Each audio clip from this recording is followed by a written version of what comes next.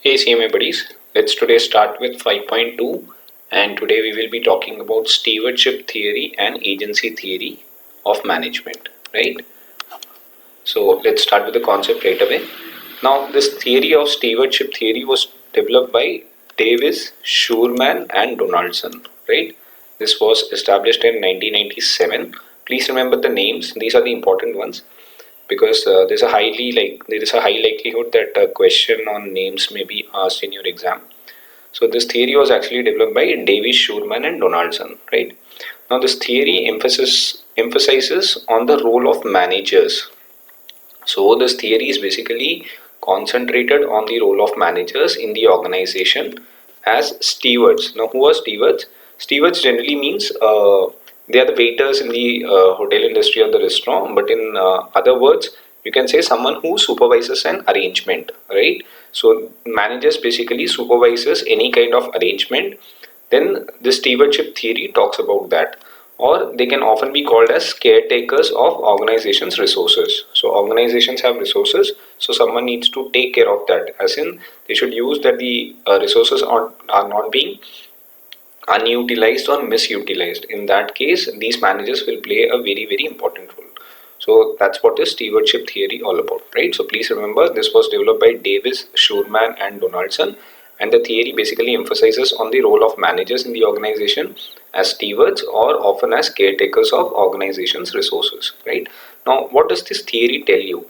This theory basically says that managers are supposed to act in the best interest of the company. That means the actions of the manager should be in tandem with that of the company. So they should work in the interest of the company or for the benefit of the company or the organization, right?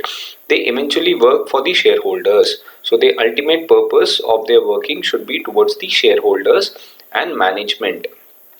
So the two people they should concentrate on is basically the shareholders and the management. For what? To maximize the welfare and drive profits in the interest of the company, right? So this is the core of this topic, that is stewardship theory.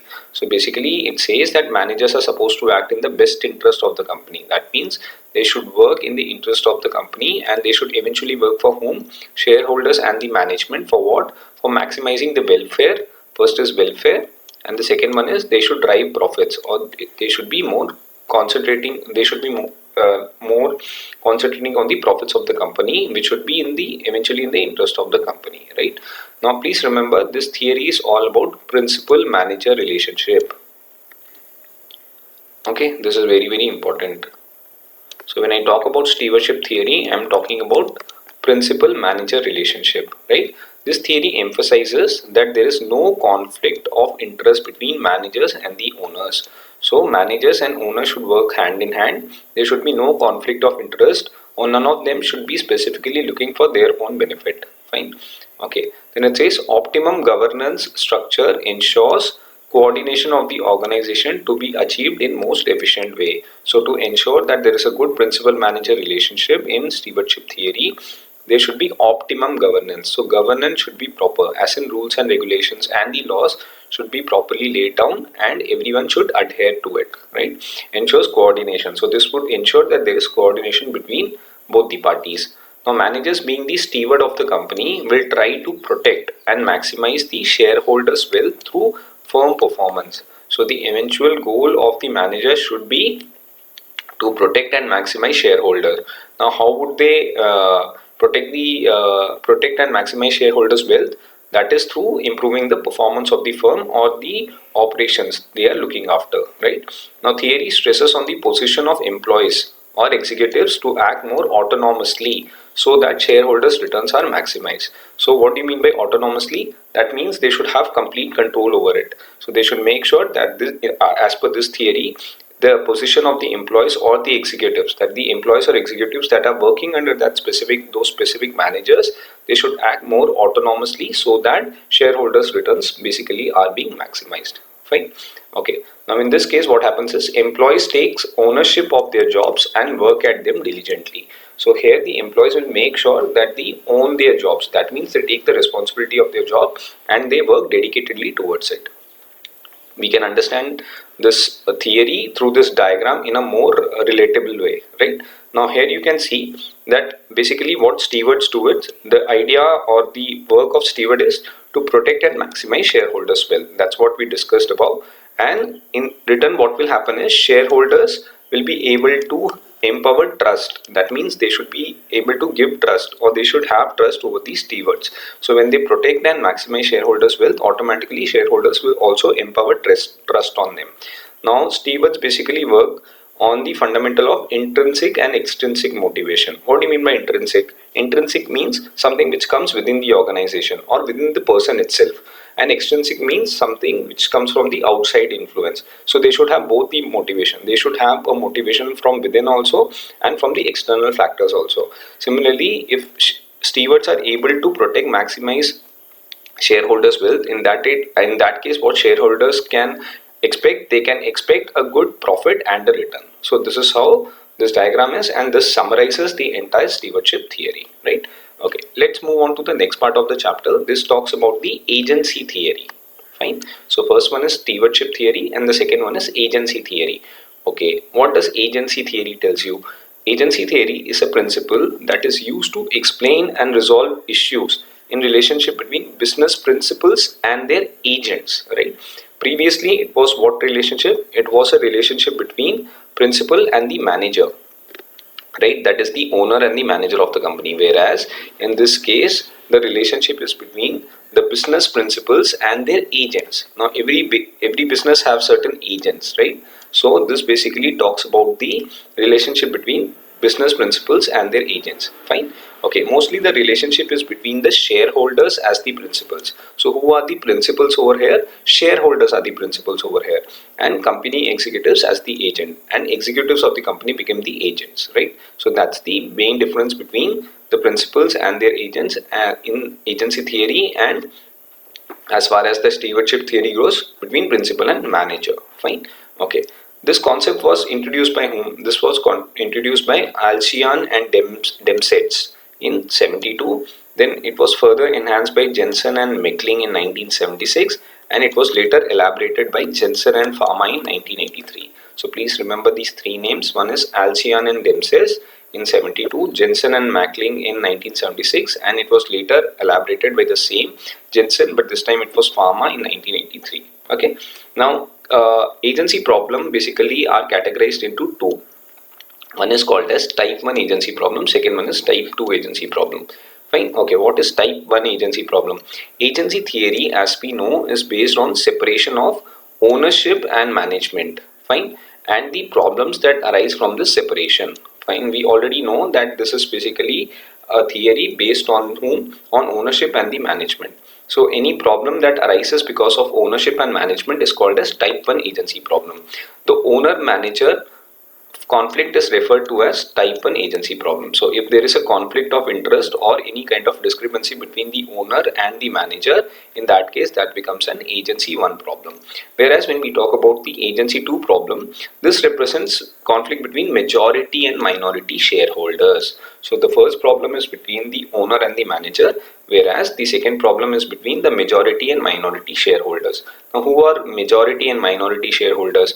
Family and non-family shareholders respectively. So when I say majority shareholders, it's basically family, and the non-family shareholders. So that is the conflict between the both.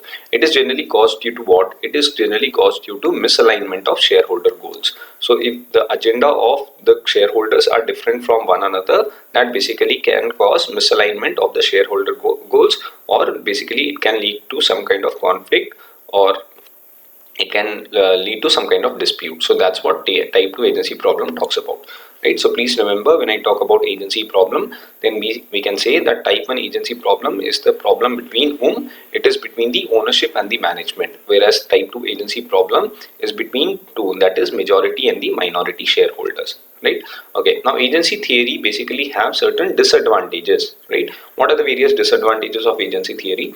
First of all, opportunism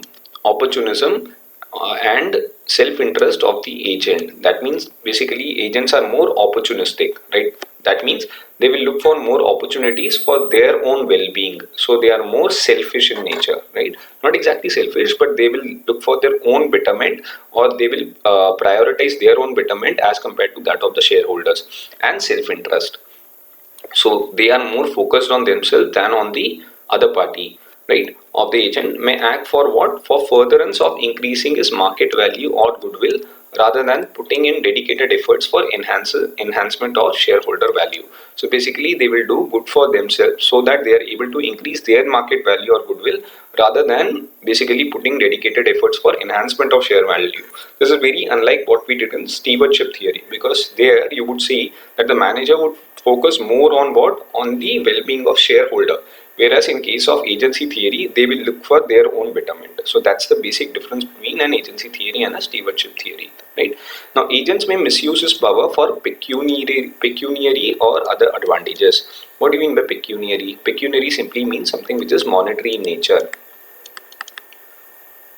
right? So agents agenda will be what? They will basically misuse their power, or the power they have, they would rather use it for any kind of monetary benefits, or if they get any other benefits. So that's the sole agenda of agents. Hence the agents are more concentrated, or they are more they have more self-interest, as we discussed. He may not assume risk on behalf of of principal's interest, since agents may have different attitude and perception towards the risk profile. That means he may assume the risk only for his own benefit and not for the principal's interest, right? Okay, and then you could see that there may be information asymmetry. Information asymmetry means he may not pass on all the information that he has to the principal. Fine. So that is called as information asymmetry. Asymmetry means not aligned. What I know you may not be knowing, that is called as asymmetry. If I know everything that you also know, or for that matter other way around, that is called as information symmetry. So asymmetry means it is not in line, we don't have the same level of information, right? So there may be information asymmetry, since principal may be in disadvantageous position, since agent have better proximity to the information source. So agents are more closest to the information source, they may be having all the information, but the same may not be passed on to whom? Same may not be passed on to the principal. So this would eventually lead to what? Information asymmetry, right? So these basically are the disadvantages of agency theory. So first of all, they can be opportunism and self-interest of the agents. Secondly, they may be misusing their power for pecuniary and other benefits. And finally, there may be information asymmetry that principal may not be having, and the agent may be having, because of his proximity to what? Because of his proximity to the information source, right? Okay, to solve these problems of agency, theorists suggest that role of BOD is very vital. BOD is what? Board of directors, right? So in this case, if the problem needs to be solved, then board of directors will play a very important role. They shall perform transparent and effective surveillance for ensuring better governance. Surveillance means they should keep a track, or they should monitor, right? So the best example or understanding of surveillance is basically monitoring something. So they should be able to perform a transparent and effective surveillance for what? For ensuring better governance. Who are they? In this case, they should be board of directors, or what we call as BOD. Now how would they do that? Now, you know that managers are assumed to be agents or the firm's owners, but managers shall also be monitored, right? So BOD should ensure that they basically are able to manage or monitor the managers properly, right? This shall be done by what? This shall be done by some outsiders, and arrangements shall be made so that they don't misuse their power. The best example of this can be auditors, external auditors rather, right? So when you know that auditors are coming from the outside, they basically are an outside party, and they are not very judgmental, or they won't have any bias. Hence what would happen is these auditors can ensure that the managers who act as the agents do not use their do not misuse their power, right? Now in this, there is something called as a concept of agency cost, right? Now what do you mean by agency cost? This is basically the cost that results due to manager misusing their power, right? So when you misuse the power, there's a certain cost involved in it, or rather you can say there can be a certain loss of profit. So basically this is the cost that results due to managers misusing their power. Cost of surveillance that is incurred to try to prevent the abuse. So the cost that you incur towards monitoring, that is also a cost that is involved, right? For what? For preventing the abuse, or the to trying to prevent the like they can misuse the authority that's been given to you. So basically the cost involved in that. Any bonding cost incurred by the agent. What is bonding cost? Bonding cost simply means any cost borne by the agent to build trust with principal. So there's a certain cost that is incurred by the agent for building the trust with the principal, that again is a cost. And reductions in welfare due to decisions taken by the agents which is not in line with principal's welfare. So if there is any reduction in what, due any welfare measure by whom, if there is any decision taken by the agent which is not in line with the organization goal, that again can lead to certain cost. So this is all agency cost all about. Here principal basically refers to the shareholders of the company. That we already know that principal here primarily means the shareholders, right? So please understand the concept of agency cost. This is basically a cost that results due to what? Due to certain factors. First is due to manager misusing their power, right? Second, it says cost of surveillance that is incurred trying to prevent the abuse. Thirdly, if there is any bonding cost incurred by the agent. And fourthly, reduction in welfare due to decisions taken by agents which is not in line with the principal's welfare, right? This principal, please remember, it's always the shareholders of the company, right? Okay. Now Professor Jansen in 1994 said efficient market is the best place to deal with agency problem. Now how do you tackle the problem of agency problem? With the help of efficient market. Now what do you mean by efficient market? Efficient market simply means that it refers to how well prices reflect all available information, right? For example, we take an example of Reliance share. Now say its price is say 2900.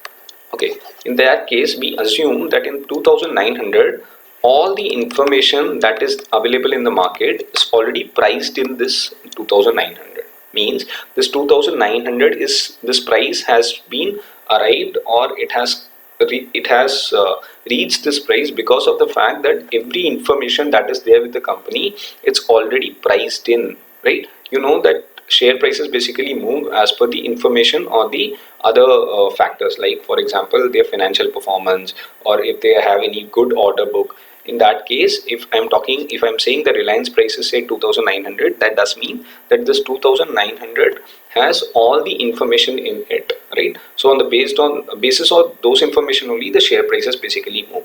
So when I say efficient market, that means efficient market generally means that it refers to how well prices reflect all the available information, right? Okay, Professor Jansen says efficient market will ensure, what will efficient market ensure? It will say it will ensure that there is an effective corporate control. That means the corporate which is controlling it has it is doing it basically effectively. That means the management is able to effectively control the operations and the other aspects of the organization, right? There is an efficient management of labor. Your labor is being managed properly and efficiently. And dissemination of corporate information. Dissemination means passing on of the corporate information. So whatever information that the company has, if that's been passed over to the shareholders or the principals, in that case that is done in a proper manner. So efficient market can ensure that all these three things are being taken care of. First is what? Effective corporate control. Second one is efficient management of labor. And third one is dissemination of corporate information. Fine. Okay, now we come to the most important part of this chapter, that is the difference between stewardship theory and the agency theory. Okay, let's look at one by one. This is absolutely what's given in your book. I've just copied it as it is, but I think it summarizes the entire structure. Fine. Okay, first one is, when I talk about stewardship theory, what is the basis of that? It's basically, stewardship theory is based on the organizational psychology and sociology, right? Whereas the agency theory is based on the economics. Fine. Secondly, what model does it work on? Stewardship theory works on the model of actualizing man. Self-actualizing simply means a person fully utilizing his potential, right? We know that the managers basically work for the in the interest of the shareholder, so that is actualizing man.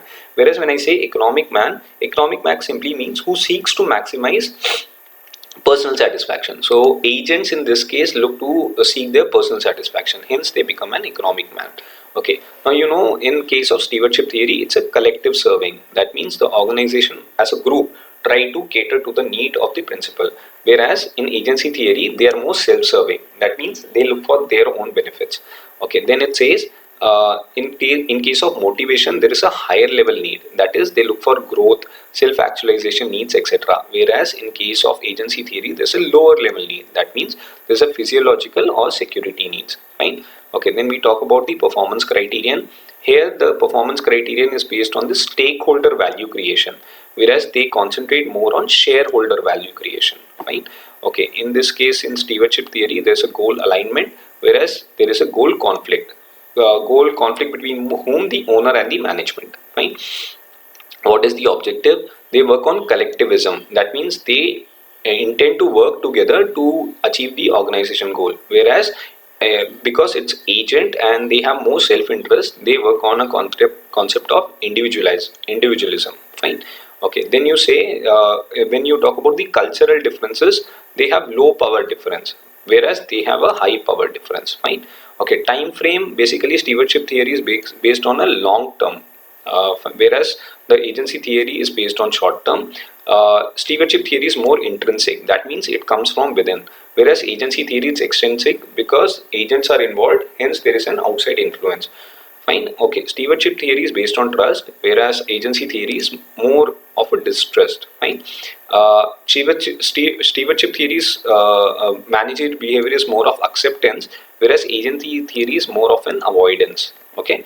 Now, when you talk about representative design, they are advised as primary board role, and monitoring as primary board role. So basically, they give advice as primary board role, whereas they only monitor as primary board role.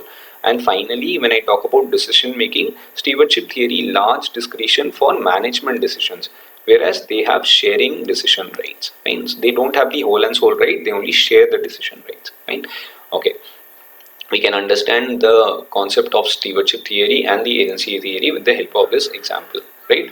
Now, this says the firm performance, if it is high and if it is low, then if it is high, this will be commensurate with that of the agency theory, whereas if it is low, then in that case it will be because of like stewardship theory, if they have a lot of governance mechanism or the control, or rather there is a lot of control over this, in that case that can lead to low firm performance. Right? I'll repeat that once again.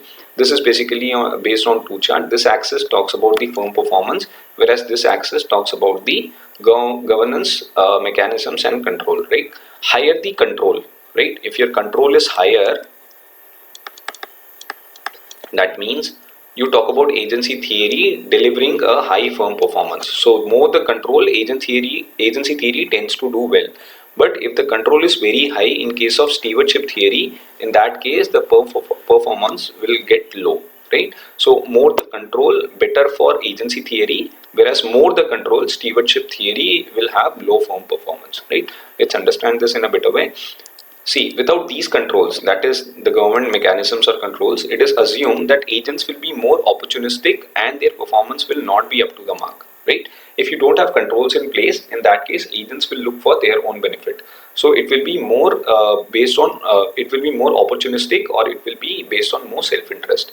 Whereas in case of stewardship theory, performance increases when the organizational structure is characterized by fewer monitoring and control mechanism. So more control you have over the stewardship theory, in that case the performance will decrease. That means if you want a better performance from the stewardship theory, in that case you should have limited or less control mechanisms.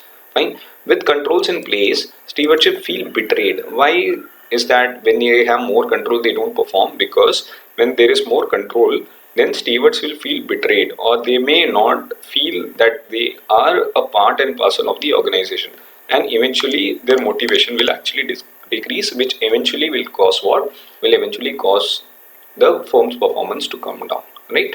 Okay. With this, we finish the concept of stewardship theory and agency theory.